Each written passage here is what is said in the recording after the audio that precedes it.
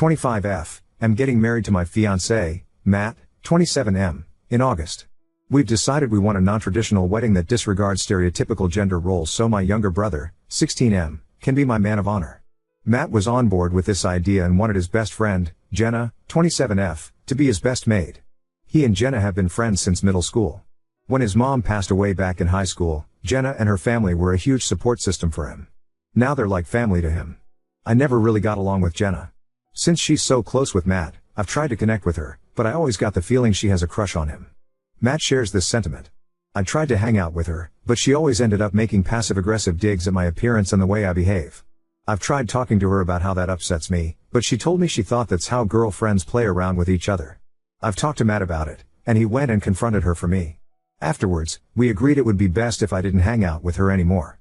That was years ago, but now she's back and making requests for the wedding that make me uncomfortable. For example, she tried to convince me to change the colors to better suit her skin tone. I would like to pat my own back here and say I've been super chill about all of this, and Matt's been a peach intervening for me. But her most recent idea was to walk Matt down the aisle. Since I already didn't want to be walked down the aisle, it would be a perfect gender role reversal. Matt thought this was a pretty fun idea. The way his face lit up probably would have convinced me to go along with it if she didn't word it in such a creepy way. She said, since Matt's mother is no longer here, she should be the one to give him away. To clarify, I chose not to be walked down the aisle because I find the whole giving away thing to be a little gross and outdated. I suggested that Matt and I walk down the aisle together.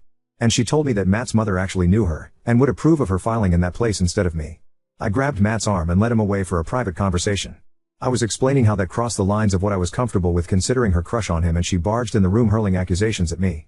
She called me jealous, controlling, petty, and manipulative.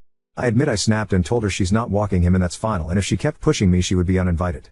She ended up running out of the room in tears. Matt told me I could have handled that better and I can't go making those kind of decisions without his input, even if they are just empty threats. I feel like he's right and I do feel bad about what I said, but I honestly think she deserved the wake-up slap. Ida?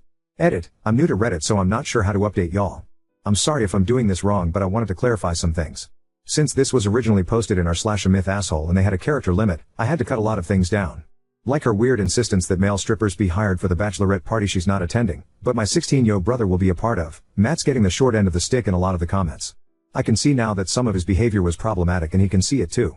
But, in his defense, he's been the one shutting down all of Jenna's ideas and taking all of the blame for it so she doesn't stress me out any further. He's been, and always has been, my buffer to her. There's no attraction on his behalf and absolutely no previous romantic entanglement. He honestly has only ever seen her as a little sister to him, and that's how I see her too. I guess that's why we tolerated her behavior up until this point. Jenna lives in another state, so he doesn't hang out with her often. When she comes to visit, I usually just go out for a day with my friends instead of enduring her.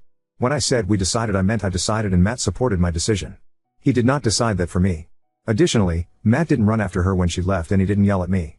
We were in the middle of discussing plans for the wedding, calmly, when she came in uninvited.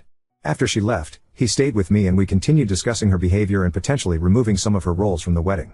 He agreed with me that she was overstepping her lines and it would be better if we walked down the aisle together. He was really only into the idea of her walking him down the aisle because he thought it would be fun to be the one led to the altar. And for everyone saying I deserve it for not having a traditional wedding. What? The wedding is still pretty traditional, we just didn't want gender to designate the roles of our loved ones on this special day. I want my younger brother by my side, and that's it. Matt and I are talking and reading through your comments.